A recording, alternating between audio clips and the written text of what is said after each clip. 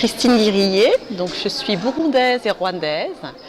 Dans une récente vie, mon travail a consisté à accompagner des États dans la mise en œuvre de leurs plans de développement nationaux.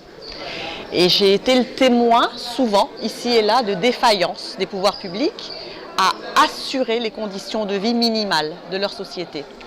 Et cette frustration a généré chez moi l'envie de take action, d'agir. Et comment j'ai agi? Je me suis dit que l'endroit où je me sentais le plus confortable, c'était le secteur privé.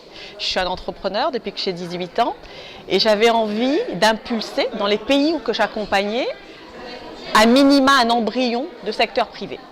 Et j'ai créé donc la Fondation Entrepreneurium qui a vocation à accompagner des femmes essentiellement et des jeunes entrepreneurs dans leurs projets d'entreprise.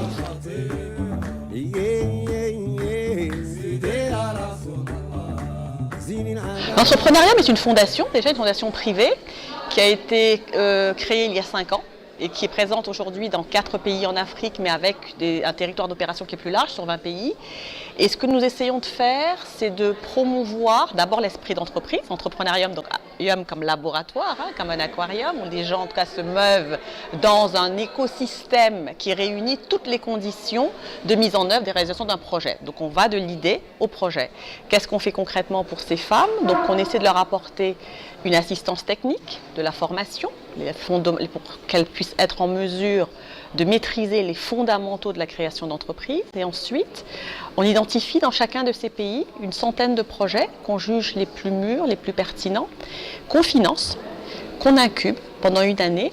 Et aujourd'hui, le résultat, c'est qu'on a réussi à impacter 2900 femmes et jeunes. On a financé l'équivalent de 36 projets, on a investi en fonds propres plus d'1,5 million d'euros et ça nous a permis de participer à créer 12 000 emplois en Afrique. Donc nous sommes extrêmement fiers de ce qu'une initiative privée a pu avoir comme impact sur le continent et notre vœu aujourd'hui, c'est d'arriver à mobiliser des personnes qui partagent un peu le même esprit, la même ambition, en tout cas pour l'Afrique, pour accompagner notre cause.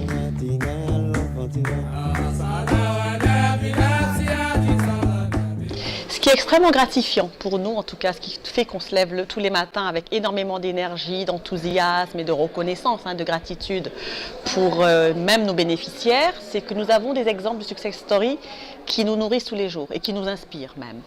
Nous avons au Gabon une dame qui s'appelle Madame Bott, donc qui est une ancienne fonctionnaire à la retraite et qui a développé une entreprise de transformation, petite transformation agricole, et elle fait ce qu'on appelle le caviar d'Atanga, donc qui est un tubercule qu'elle transforme dans son petit laboratoire. Donc on lui a apporté un petit financement, donc capital d'amorçage, et aujourd'hui cette dame fournit la ligne Air France en business class. Donc c'est une formidable expérience pour nous d'un projet qui est arrivé à maturité, qui a eu un accès au marché international et une très très belle histoire qu'on voudrait dupliquer. Au Rwanda, on a accompagné une entreprise sociale qui forme des veuves du génocide, des veuves et des orphelines du génocide, et qui elles-mêmes deviennent des auto-entrepreneurs. Donc cette femme, Denise, qui accompagne donc 80 veuves du génocide, en leur donnant les outils pour elles-mêmes être des auto-entrepreneuses, et on se rend compte qu'on arrive à créer un effet multiplicateur en aidant une femme. On en a aidé 80 qui elles-mêmes sont aujourd'hui des entrepreneurs qui emploient chacune une ou deux personnes. Donc c'est un très bel exemple de ce qu'une action individuelle peut avoir comme effet d'entraînement, et ce qu'on disait tout à l'heure dans ce forum, c'est comment la graine de possible peut créer de multiples possibles derrière.